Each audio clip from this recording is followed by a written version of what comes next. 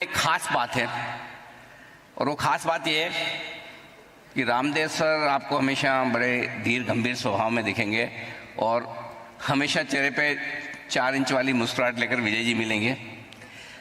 Ramdev sir से कभी भी मिलो नंबर्स की बात करेंगे, कौन सी बुक पढ़ रहे हैं, और विजय केडिया साहब से कभी भी मिलो वो हमेशा कोई न कोई नया गाना बनाते हुए, लिखते हुए नज़र, गाते हुए नज़र आएंगे।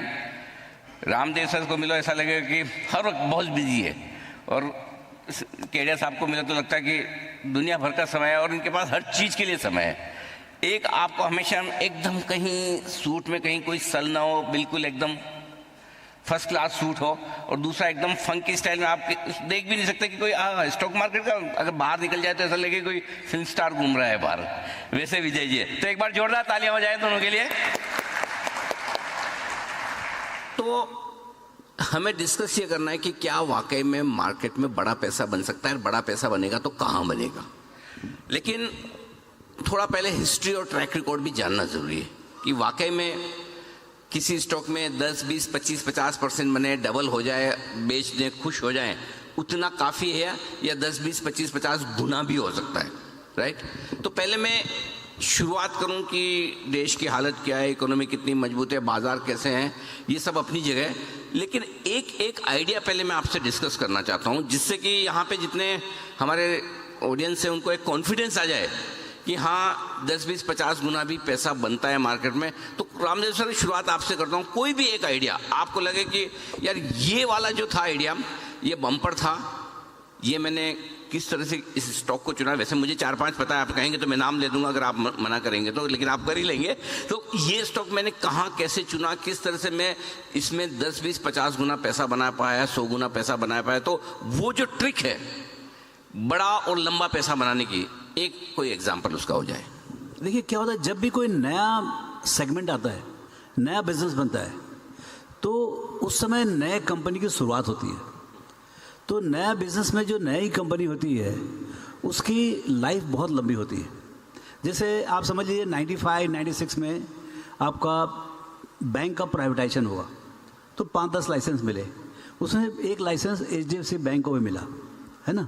उस समय पूरा का पूरा बैंकिंग सिस्टम जो था वो पब्लिक सेक्टर में था। तो वो जो एक नई शुरुआत थी, और वो भी HDFC बैंक, मतलब जो HDFC लिमिटेड ने प्रमोट किया था। आप समझ लीजिए उस समय लिस्टिंग के बाद, IPO के बाद आपको 40 रुपये का दाम था, 40 से 40 रुपये का दाम था, और मतलब समझिए 200, 200, 250 करोड़ का मार्केट कैप था। तो 1000 करोड़ में पूरा बैंक मिलता था, और लिक्विडिटी इतनी भयंकर, आपको 10 लाख शेयर चाहिए आधा घंटे मिल जाएगा विदाउट इम्पैक्टिंग द प्राइस। और उसके बाद ये भी मालूम था लोगों को कि हर साल 30% ग्रोथ होगा, और इसका P मल्टीपल कभी 20 के ऊपर गए नहीं, 20-22 के ऊपर गए नहीं। तो आपने 25 साल तक, मतलब समझ लीजिए वो 1000 करोड़ वाला हो गया। आज के दिन भी इतनी तकलीफ के बाद भी 12 लाख करोड़ का है। बीच में थोड़ा बहुत इश्यूएंस हुआ है, बट 1000 करोड़ तो पक्का हुआ है। तो ये जो, लेकिन देखिए मेरे को 95 में मेरे को मालूम था कि क्या होगा, लेकिन कब होगा ये इतना अंदाज नहीं था कि 25-30 साल में इतना हो जाएगा। बट बहुत एक्साइटमेंट था उस समय, थोड़ा बच्चे भी थे, पैसे भी कम थे।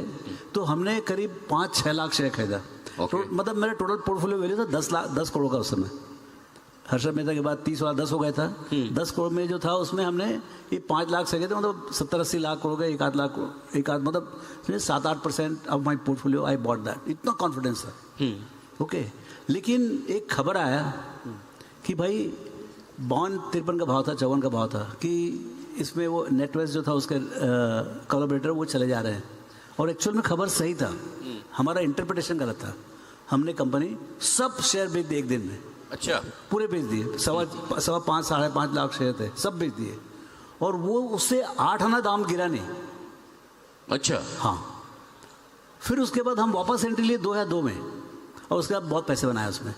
तो ये क्या है कि आपको ये मालूम है इन्वेस्टिंग में कि क्या होगा। मतलब जनरली यदि वो नहीं मालूम तो मतलब इन्वेस्टिंग का कोई फायदा नहीं। आपको ये मालूम है इधर भाई इधर बहुत धमाल होने वाला है। और अच्छी बात ये है कि हर 5-10 साल में नए नए सेगमेंट बनते हैं। इंडिया जो है ना, ये कंपाउंडेड कंट्री है, इधर कंपाउंडेड अपॉर्चुनिटी बहुत मिलेगा।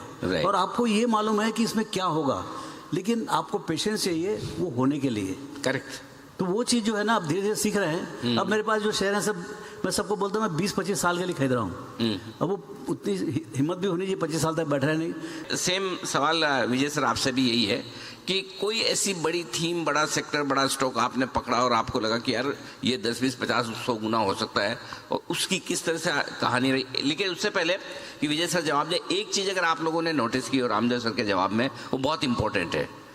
आप हम सब लोग भाव देखते हैं कि HDFC बैंक का भाव 40 रुपये था, आज 800 रुपये हो गया। बड़े लोग कभी भाव नहीं देखते, वो सिर्फ कंपनी का मार्केट कैप देखते हैं। 800 रुपये में, 800 करोड़ रुपए में मिल रहा था, आज 8 लाख करोड़ रुपए में। तो ये सोच आपको बड़ा बनाएगी। जब तक आप शेयर का भाव देखकर याद करोगे, अब जिस दिन आपने ये याद कर लिया कि भाई मैं 5,000 करोड़ वाली कंपनी ले रहा हूँ या 50,000 करोड़ वाली कंपनी ले रहा हूँ, भाव आपके लिए इररिलेवेंट हो जाता है। तो पहली चीज़ अपनी आदत में ये बदलाव लाइए कि मार्केट कैप की तरह सोचना शुरू कीजिए। ये एक बहुत बड़ा गुरु मंत्र आपने अनजाने में दे दिया, मैंने ले लिया। विजय सर।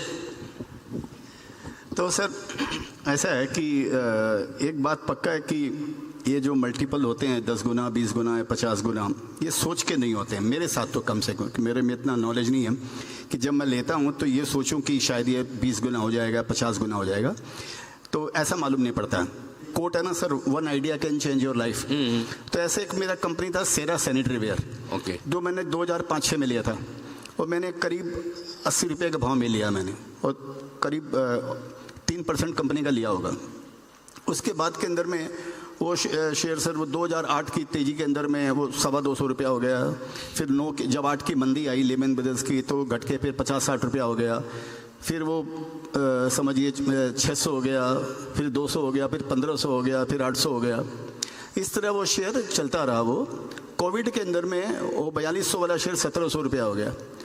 और कोविड के बाद के अंदर में 2025 में वो शेयर, इसके पहले 1-to-1 बोनस आ गया उसके शेयर्स के अंदर में, और मेरे को 250 रुपया डिविडेंड मिल गया उसके अंदर में। अगर मैं कम बोनस, एक्स बोनस कैलकुलेट करूं तो देखा जाए तो 16 साल में मेरे को 80 रुपये में 250 रुपया डिविडेंड मिल गया।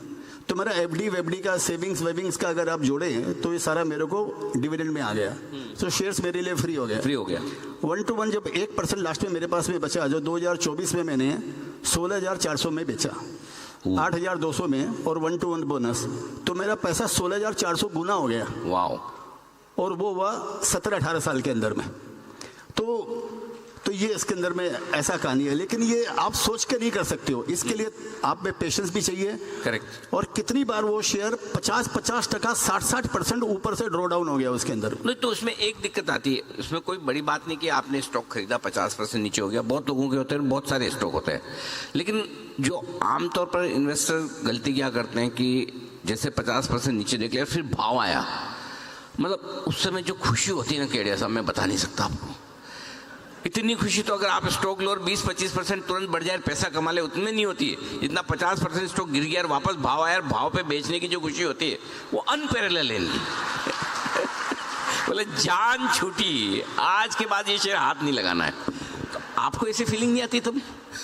नहीं सर, ऐसा है ना कि अगर सपोज मेरे को चर्च गेट से मैं कोई ट्रेन में बैठा हूँ और समझिए वंदे भारत पकड़ी है और मेरे को जाना है अहमदाबाद। अगर बॉम्बे सेंट्रल मेरी ट्रेन लेट अगर हो जाती है तो मेरे को कोई गम नहीं है। दादर में वो फास्ट पहुंच जाती है तो मेरे को कोई खुशी नहीं है।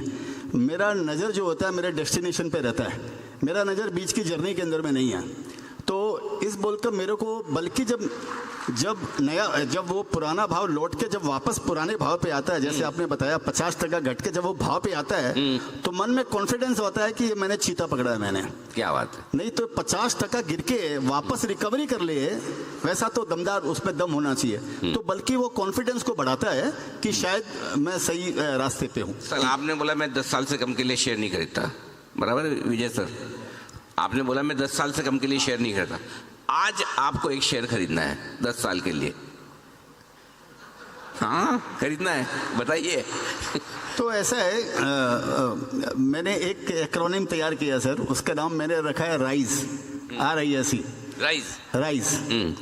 तो आर के अंदर में R stands for renewable energy. Okay. मेरे को लगता है कि मैं कई बार बोल भी चुका हूँ कई प्लेटफॉर्म के, ईश्वर ने, नेचर ने, प्रकृति ने हमको सनलाइट दिया, लेकिन हम लोग उसका पूरा उपयोग नहीं कर पाए और आज भी हम लोग समझिए फॉसिल फ्यूल इंपोर्ट करते हैं 85% और हम उस पर निर्भर हैं।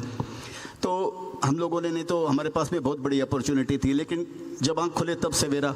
अभी गवर्नमेंट को समझ में आ गया कि अभी रिन्यूएबल एनर्जी के बिना हमारा गुजारा नहीं है। तो मेरे को ये, मैंने इसमें इन्वेस्ट भी किया है 3 कंपनियों के अंदर में। तो मेरे को लगता है ये थीम 10 साल की है, 10-15 साल की थीम ये चलनी चाहिए। और दूसरा मेरे को आई स्टैंड्स फॉर इंफ्रास्ट्रक्चर। मेरे को लगता है उसके बिना भी गुजारा नहीं है। इंडिया का 10 ट्रिलियन 15 ट्रिलियन जो भी हवा में जो बातें हैं वो बिना इंफ्रास्ट्रक्चर के होएगा नहीं। और एज फॉर सिक्योरिटी, उसमें चाहे डिफेंस हो या साइबर सिक्योरिटी हो, शेयर्स उसमें सस्ते नहीं है, लेकिन मेरे को लगता है इनका ये ये सनदाई सेक्टर है ये सब। तो और तीसरा इमर्जिंग थीम में चाहे इमर्जिंग थीम्स, हाँ, उसमें चाहे डेटा सेंटर आ गया, केबल आ गया, वाटर आ गया, पावर आ गया, ये आ गया, वो हो गया, और सेमीकंडक्टर आ गया, जो भी आप लीजिए। तो मेरे को इसके इर्द गिर्द मेरा जो भी इन्वेस्टमेंट है, अगला इन्वेस्टमेंट पुरानों बेच के मैं इनके इर्द गिर्द तैयारी कर रहा हूँ। तो आप तो जैसे 10 साल के लिए पैसा लगाते हैं, 15 साल के लिए लगाते हैं, बेचते तो है नहीं, तो फिर वापस नया पैसा लगाने के लिए पैसे कहाँ से आते हैं आपके पास? हमारा तो 1 ले ले, 2 शेयर ले ले, 3 ले ले, उसके बाद पैसे ही नहीं बचते। तो मैं क्या है, जैसे मैंने आपको बताया, मैंने सेरा सैनिटरी वेयर लिया, वो 3% लिया मैंने, लेकिन लास्ट में मेरे पास में 1% बचा। तो मैं, ऐसा नहीं है कि मैं उनको पूरा उनको निभाता हूँ, उनके अंदर में मैं उसके अंदर में प्रॉफिट भी बुक करता हूँ। क्या बात, नहीं तो मेरे पास में एक्टिविटी के लिए कुछ मेरे पास में काम बचेगा नहीं मेरे। अरे सर, एक्टिविटी के लिए तो आपके पास जो काम है, हमको कभी कभी मुझे भी लगता है मेरे पास इतना टाइम क्यों नहीं है। जो आप लोगों ने गाने तो सबने सुने हैं सर के, बराबर है, सबने सुने हैं ना सर? विजय सर ने कहा कि मेरी तो राइज थीम है, मुझे पता नहीं 10-15 साल में इकोनॉमी कहाँ जाएगी, क्या जाएगी, मुझे पता नहीं। आप बताइए 10-15 साल में इकोनॉमी कहाँ जाएगी? क्या 10 ट्रिलियन 15 ट्रिलियन की इकोनॉमी 20 ट्रिलियन की बन सकती है इंडिया में 10 साल 15 साल 20 साल में? और बनेगी तो एक तो ये कि होता है ना कि पैसा, मैं वो बोलता है पैसा डबल हो गया आपका, भाई 1000 है 2000 हो गए, 10,000 तो 20,000 हो गए। और एक है ना 100 का 200 होना और लाख का 2 लाख होना में फ़र्क बहुत है। इधर 100 ही रुपये बढ़े, उधर लाख रुपए बढ़े, करेक्ट? तो ये जरा समझाइए गणित की, कितना बनेगा पैसा, वो चाहिए हमको। देखिए, हमने पहला पेपर लिखा था 2007 में, India the next trillion dollar opportunity, है ना? तो उस समय 45 रुपये का दाम था रुपया का, और 45 लाख करोड़ था जीडीपी। तो 1 ट्रिलियन डॉलर हुआ, पहली बार ट्रिलियन डॉलर हुआ। हमने पहली बार ट्रिलियन का पेपर लिखा। ये सब ट्रिलियन का तमाशा तभी था ही नहीं पेपर में। जब भी हमने ये पेपर लिखा 2007 में, हमने बोला कि अब जो है हर 7 साल में, 7-8 साल में आपका ये डबल होगा, 1 2 4। तो पिछले 17 साल में, अभी 2017 में लिखा था हमने, और अभी 2026 हो गया, तो समझिए 17-18 साल में आपका जीडीपी चला गया 1 का 2 और 2 का 4। इस बीच में क्या 2 बड़े डिसरप्शन हो गए। कोविड के 2-3 साल खराब हो गए, और ये सब डिमोनेटाइजेशन वगैरह में थोड़ा, पर्टिकुलर जीएसटी में, सॉरी ये कोविड में ज़्यादा खराब हुआ टाइम। तो ब्रॉडली इट वर्कड। नाउ अभी जो है 4 से 5 3 साल के अंदर हो जाएगा, हो गया है। तो अभी जो है ना 4 से होगा अगले 7 से 8 साल में, 4 का 8 और 8 का 16, ये 17 साल में होगा। 17 से 1-2 साल कम में भी हो सकता है, 1-2 साल ज़्यादा भी हो सकता है, यदि ज़्यादा जियोपॉलिटिकल कोई प्रॉब्लम आए तो। ऐसा कोई ज़रूरी नहीं है कि 17 साल ही लगे, राइट? ठीक है ना? लेकिन मैं सिर्फ पीछे का जो नंबर है उसको मैं आगे कर रहा हूँ, और कुछ नहीं है। अब यदि ये 4 का 8 हुआ, समझ 8 का 16 छोड़ दीजिए आप, पहले 4 से 8 जीते हैं।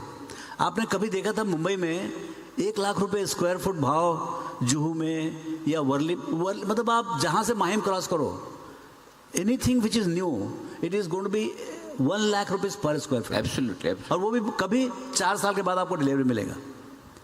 ये लेवल का रियल एस्टेट प्राइस कभी देखा आपने? और सस्टेन हो रहा है, खराब नहीं हो रहा है, अभी बन रहा है और बिक रहा है, बन रहा है, पूरा बिक रहा है, राइट? तो ये जो है ना इकोनॉमी का जो स्ट्रेंथ है वो उसी कारण से है। अच्छा, ये 4 का 8 हो जाएगा, आप देखिए, देखते जाइए 7-8 ईयर्स 9 ईयर्स में, अपने मालूम नहीं पड़ता है, लेकिन 4 का 8 हो जाएगा। जब 8 हो जाएगा, आप देखिए डिस्क्रिशनरी स्पेंड जो है, see stock market is also discretionary. इस गरीबों के लिए नहीं बाजार, ये बाजार है सेठ लोग के लिए, ठीक है ना? बाद में गरीब हो जाए अलग बात है। हाँ,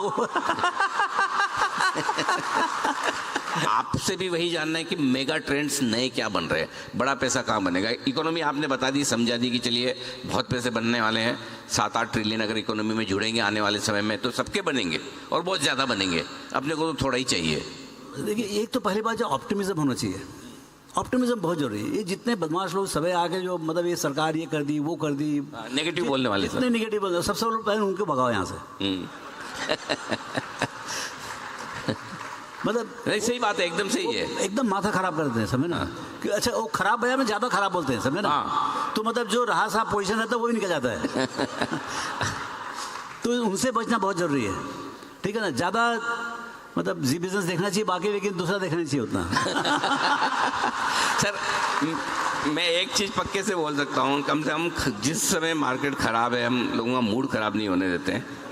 ये तो हमारे हाथ में नहीं कि मार्केट बढ़ जाए, हमारे हाथ में तो रोज़ मैं तो कई बार ऐसा रोज़ प्रार्थना करता हूँ भगवान से, एक वरदान दे दे, मुझे लाइफ में ज़्यादा कुछ नहीं चाहिए कि सुबह 9:15 बजे डेज लो पे खुले और 3:30 पे डे हाई पे बंद कर दे बस।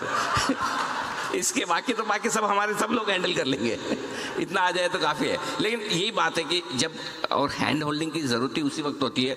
और ट्रस्ट में मैं रामदेव सर को बार बार इसलिए डिस्टर्ब भी नहीं करता कि सर आओ इंटरव्यू दो।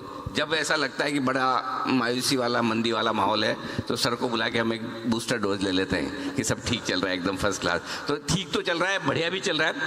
पैसा बताओ सर, पैसा कहाँ बनेगा? पैसा देखो पैसा बनेगा इन्वेस्टिंग में। हाँ बिल्कुल ठीक है, ठीक है ना। ये अभी ठीक है, हमारा बिजनेस अलग है थोड़ा। आप सब लोग आप वाले बिजनेस में ही है बस। सुने, इतना प्रेम से पैसा बनेगा ना, इतना शांति से प्रेम से, बिना मतलब आप भजन करते रहो और पैसे बनेंगे। सर गाने गाते रहो, पैसे बनेंगे आपके लिए। ये साहब देखो ना, मतलब ये अल्टीमेट एग्जाम्पल है। हाँ, इतना टाइम लाइफ में मतलब सर को कभी मैंने मतलब ऐसा नहीं कि 2 रिंग में फ़ोन नहीं उठाया हो। और बुलाओ तो प्रेम से आते हैं। मतलब मैं क्या करूं, मेरी कंपनी मेरे लिए काम कर रही है आराम से, मैं आराम से फ्री रहता हूँ, गजब है सर। तो जब देखिए जब पतंग उड़ाने जाओ ना आप, तो यदि हवा नहीं चल रही हो तो पतंग अच्छे से तीरंदाज में नहीं चला सकते। और जो ऑर्डिनरी हम लोग हैं, हम लोग तो चला ही नहीं सकते। वो उड़ाओ पतंग को गिर जाता हो। और उसी कारण देखिए पूरे आसमान में 1-2 पतंग चलते रहते हैं बस, पूरा खाली रहता है यदि हवा नहीं चलती रहती तो। जब हवा चलती है चकाचक पूरे लाल हरा नीले पीले सब तरफ दिखता है ना। तो ये माहौल जो है इंडिया का अगला 15-20 साल 25 साल, ये है एकदम चकाचक हवा चल रही है। पतंग उड़ाने वाले चाहिए, समझे ना। आप सबके पतंग उड़ेंगे, सबके पैसे बनेंगे। मुझे पता नहीं क्यों ऐसा लग रहा है सर आपके बिजनेस में सबसे ज़्यादा बनेंगे पैसे। मैं एक छोटा सा लॉजिक बताता हूँ क्यों बनेंगे। मोतीलाल सर भी यहाँ बैठे हुए हैं। एक सिंपल सी चीज़ है जो मैं लॉजिक लगाता हूँ विजय सर, कि किसी भी बिजनेस में सबसे मुश्किल काम है कि कस्टमर को ढूंढ के उसको अपना प्रोडक्ट बेचना, राइट। जिस कंपनी को बेचना आ गया, प्रोडक्ट बेचना आ गया, उसके लिए मुझे लगता है सबसे आसान काम कौन सा है, जहाँ कस्टमर खुद ढूंढता हुआ पहुँचे कि इस प्रोडक्ट की शॉप कहाँ है, ये कहाँ मिलेगा। फॉर एग्जाम्पल इतनी जनरेशन से हिंदुस्तान में एक ही बिजनेस ऐसा है जिसमें कभी उनको कस्टमर को बुलाने की ज़रूरत नहीं पड़ी, कस्टमर हमेशा पहुंच गया। गोल्ड का, ज्वेलरी का। छोटे से छोटा गांव हो या सिर्फ बड़े से बड़े शहर, आप सबको पूछ लो ज्वेलरी की शॉप्स का सबको पता रहती थी। और सर दारू का दुकान भी ऐसे वो भी है, हाँ। वो दूसरा में वही आ रहा था। तो 2 चीजें। और केमिस्ट शॉप, हाँ दवाई का भी, हाँ दवाएं वाले, दवा दारू, हाँ दवा दारू। पीने वाले ढूंढ ही लेते हैं, पीने वाले को पीने का बहाना चाहिए। पीने वाले ढूंढ ही लेते हैं रास्ता फिर मैं खाने का। तो वो वाली बात है। तो ये कुछ बिजनेसेस है और वही सेम चीज़ रामदेव सर मुझे लगता है आपके बिजनेस में हो रही है। एक ज़माना था जब आपने करियर की शुरुआत की, अगर किसी आदमी के पास में मेन ब्रोकर तो छोड़ो, अगर सब ब्रोकर के पास भी अकाउंट है तो ऐसे कॉलर ऊंची करके चला था, मेरा उस मेन ब्रोकर के पास अकाउंट है, राइट। आज कस्टमर्स आपको ढूंढते ढूंढते पहुंच रहे हैं। आपको नहीं लगता है कि आप बता नहीं रहे, लेकिन 25 साल में आपके बिजनेस में सबसे ज़्यादा पैसा बनेगा? कैपिटल मार्केट्स, मैं तो कितने बार इंटरव्यू में बोला, क्योंकि मैं वो तो खुद देखता हूँ ना क्या हो रहा है। मतलब ये बिजनेस, मतलब ऑटोमोटिव में बोलूँगा तो मैं बाहर से देख रहा हूँ, लेकिन कैपिटल मार्केट तो हम अंदर से देख रहे हैं। हमारे खुद के पतंग उड़ रहे हैं। क्या बात, क्या बात। तो इसमें क्या है कि देखिए 2020 तक जो था ना, बहुत रिस्ट्रिक्टेड मार्केट था। somehow technology was not there, मतलब जो आपका जो डिजिटल इंफ्रास्ट्रक्चर था वो बहुत वीक था, कंट्री के इंफ्रास्ट्रक्चर बहुत वीक थे, तो फिजिकल रीच भी नहीं था। जैसे अमेरिका में क्या था, फिजिकल रीच बहुत अच्छा था, 100% टेलीकॉम था, मतलब फिक्स लाइन था लेकिन टेलीकॉम था।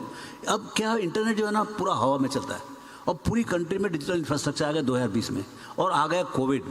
तो कोविड में जितने ब्यूरोक्रेट सबके दिमाग ठंडे हो गए, सब ने क्या कर दिया, सब डिजिटल ऑनबोर्डिंग कर दिया। राइट। तो डिजिटल ऑनबोर्डिंग की है तो आपने 40 मिलियन जो डीमेट अकाउंट से, वो 3 मिलियन हर महीने आने लगे। लास्ट महीने में 2.5 मिलियन आया है। राइट। तो अब हो गया वो 40 मिलियन वाला डीमेट अकाउंट हो गया 230 मिलियन, 32 मिलियन हो गए होंगे, 22-23 करोड़ अकाउंट होगा। हाँ। अब इसमें यूनिक कितने होंगे, ठीक है, लेकिन वहाँ भी यूनिक पूरे नहीं थे, अभी भी यूनिक पूरे नहीं होंगे। लेकिन ये जो फैलाव है, लोग कोई 10,000 रुपये लेके आ रहा है, कोई 50,000 लेके आ रहा है, कोई करोड़ों में लेके आ रहा है। ये जो गर्मी जो है, आप तो जाते ही सब दूसरे जगह हम जाके देखिए, Tier 2, Tier 3, Tier 4।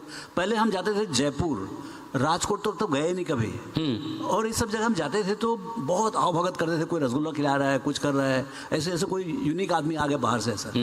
अब जाते हैं तो वो हमको सिखाते हैं कि हमारी कंपनी का वैल्यूएशन कैसे होना चाहिए। क्या बात है। तो ये बदलाव जो है ना, आप समझिए, रायपुर, मैं तो रायपुर का हूं ना, रायपुर में कुछ नहीं था स्टॉक मार्केट, 1-2 बंदे लगे हुए थे, उनको ही वो मतलब पागल की तरह घूमते रहते थे, उनको कोई पूछता नहीं था। अब जाके देखिए कितना बड़ा मार्केट। मैं भी करके आया हूँ रायपुर में शो थोड़े टाइम पहले। या तो ये क्या है, जो फैलाव जो है बाजार का, ये बहुत बड़ा हो गया है कैपिटल मार्केट का। अब इससे क्या होगा, आपके जो बिजनेसेस हैं उसको पैसे मिलेंगे, आपको सेकेंडरी मार्केट महंगा हो जाएगा, उसके कारण से प्राइमरी मार्केट जो है, जो प्राइवेट इक्विटी हो रहा है, उसमें महंगे हो जाएंगे, और उसके महंगे हो जाने के कारण से लोग जो है ना, जो स्टार्टअप है उसको पैसे देने लगे। आज के दिन में यदि आप 2 IITian और 2 IIM अहमदाबाद वाले लड़के कोई अच्छा आइडिया लेके आए, उनको 10, 20, 25 करोड़ मिलना बहुत ईजी है। रामदेव और मोदी को 1 लाख रुपए मिलने का मुश्किल था 87 में। आज के दिन में आपको यही दोनों की जोड़ी को हमने 100 करोड़ 200 करोड़ रुपए मिल जाएगा डे 1। तो ये फर्क है। और लेकिन थोड़ा बिजनेस को बनने में टाइम लगता है। तो ये जो आपका जो समय है, यहाँ से जो चालू हुआ है 2020 से चालू हुआ है, ये सुपर टाइम है इंडिया का। यदि मान लो कोई वार नहीं हुआ, एक वार एक ऐसी चीज है जो इट इज मोस्ट इरेशनल, जो नहीं पता उसका तो क्या कर सकते हैं। यदि वो नहीं हुआ तो ये जर्नी जो है 17 साल के बदले मेरे ख्याल से 14-15 साल में होगी। और इससे बड़ा bullish and compounded stock market मेरे को समझ में आता कहीं और है except for America. And America में भी सिर्फ इनोवेशन साइड में, otherwise in terms of consumption, in terms of financial services, capital market, I think the way India is going to expand at the rate of 12-13% index level, वो मेरे को कहीं दिख नहीं रहा है। विजय सर, थोड़ा सा ये तो बहुत सीरियस बड़ी इंटरेस्टिंग वो वैसी बातें डेटा वाली भी हुई, लेकिन मैं आपसे एक छोटा सा सवाल ये पूछना चाहता हूँ। आपने भी बोला 10 साल के लिए पैसा लगाओ, रामदेव सर ने भी बोला। प्रॉब्लम क्या है, ये सब लोग अभी जब बैठे हैं ना, वो सबको लग रहा हाँ 10 साल में बहुत बनेंगे। अब होगा क्या, मंडे सुबह जब पहुँचेंगे अपने अपने ठिकानों पे, जब वापस क्या है, इनकी रोज की लाइफ ऐसी है, डाउ को सुलाने के बाद सोते हैं और गिफ्ट निफ्टी के जगने के पहले जाग जाते हैं। तो वापस वही कि अरे डाउ में ही हो गया, गिफ्ट निफ्टी में। आजकल तो नया कोरिया भी देखना पड़ता है, वो चेक करते कोरिया कितना रो रहा है।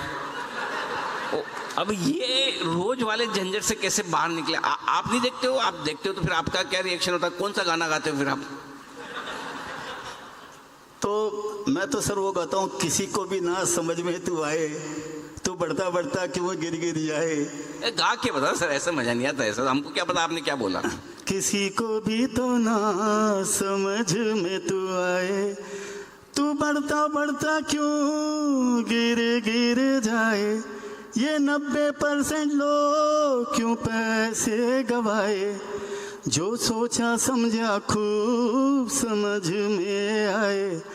जो लेके गए बैठ वो ही तो है कमाए, ये 90% लोग बैठ न पाए। आंखों को खोलो भैया, थोड़ा तो सोचो भैया, 10 में से 9 लोगों का खोता मार्केट में रुपया। लगता है सीधा साधा पर है ये भूल भुलैया, कोई भी बच ना पाया BACA अम्बैया। तुम ही अपनी किस्मत के आखिर में हो रचैया।